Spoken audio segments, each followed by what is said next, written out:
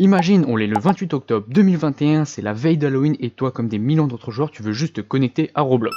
Tu veux rejoindre tes potes sur Brookhaven, peut-être terminer un hobby ou juste farmer un peu sur Pet Simulator, sauf que quelque chose cloche. Tu lances le jeu, tu vois un message bizarre. Tu souris, tu patientes. Une heure passe, puis deux, puis la journée entière, et Roblox ne revient toujours pas. Les serveurs tombent les uns après les autres. Le site devient inaccessible, le studio plante. Même les API de connexion refusent de répondre. Roblox vient littéralement de disparaître et pendant 72 heures, le monde entier va assister à quelque chose d'inédit. La mort temporaire du plus gros jeu en ligne du monde. En 2021, Roblox est un titan. Plus de 43 millions de joueurs actifs par jour, des milliards d'heures de jeu par mois et surtout une économie entière basée sur les Robux. Et même certains développeurs gagnent presque plus des centaines de milliers de dollars par mois. Des marques s'installent et les investisseurs appellent ça le futur du mutaverse. À ce moment-là, Roblox vient d'être introduit en bourse.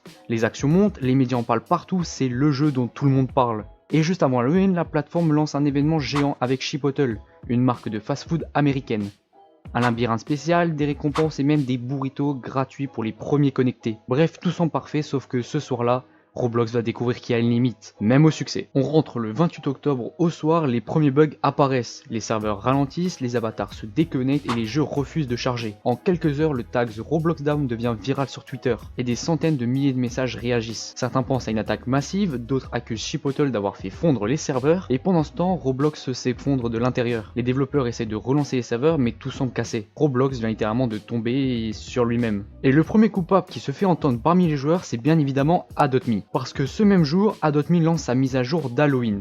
Un événement gigantesque, des nouveaux pets, des nouvelles zones, des mini-jeux spéciaux et des millions de joueurs connectés en même temps. Adopt.me à l'époque c'est un monstre, parfois plus d'1 million de joueurs connectés simultanément et le jeu le plus visité de l'histoire de Roblox à ce moment-là. Et ce 28 octobre, tout le monde se rue sur le jeu. Les serveurs explosent sous la demande et les requêtes se multiplient, les bases de données saturent. En quelques minutes, Roblox commence à tousser, les API ralentissent, les lobbies crashent et Adopt.me devient injouable. L'équipe du jeu poste un message. Ce n'est pas vous, c'est Roblox. Alors que c'est peut-être eux qui ont causé la panne. Leur succès massif a continué à faire plier les serveurs déjà fragiles. L'Halloween Adopt.me sans le vouloir a mis la feu à la plateforme. Et maintenant pour comparer à l'époque, 1 million de joueurs connectés c'est rien comparé à maintenant avec Style Brainot et Grove Garden qui ont explosé le record sans faire crash la plateforme. Mais ça, je t'en parle dans une prochaine vidéo, alors abonne-toi pour ne rien rater. Et on approche de plus en plus des 1000 abonnés.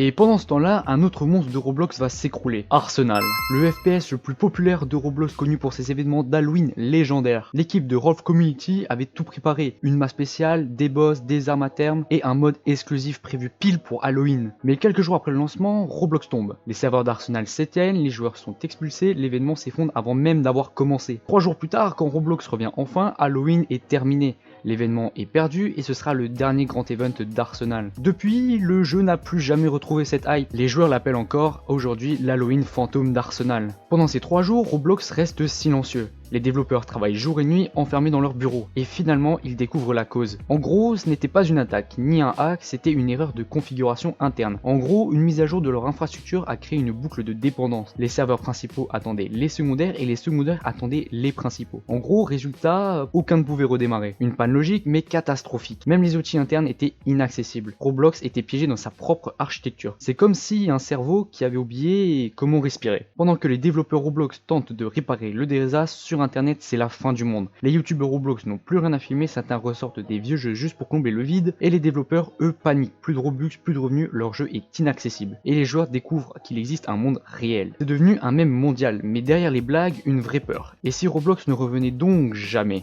Et enfin, après 3 jours de silence, le 31 octobre à 17 h, Roblox tweet We're back online. 3 mots, 3 jours d'attente et des millions de joueurs soulagés. Tout revient, les comptes, les jeux, les Robux et miracle, aucune donnée était perdue. Les ingénieurs ont réussi à relancer Roblox sans tout effacer. Une prouesse technique incroyable. Après la panne, Roblox publie un rapport complet. Return to Service. Il explique tout, la cause, les erreurs et les nouvelles protections mises en place. Depuis, Roblox a repensé toute son architecture. Serveurs répartis dans le monde entier, système d'auto-réparation et protocole anti-panne. Cette panne, c'était un avertissement. Même les meilleurs jeux au monde peuvent tomber. Mais Roblox a réussi à se relever et plus fort. On peut clairement affirmer que Roblox a survécu à la plus grande panne de l'histoire du jeu vidéo.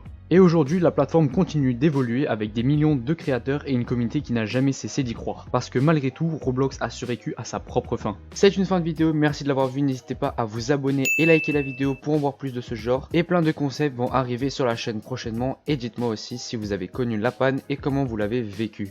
Et moi je vous dis à plus pour une prochaine vidéo.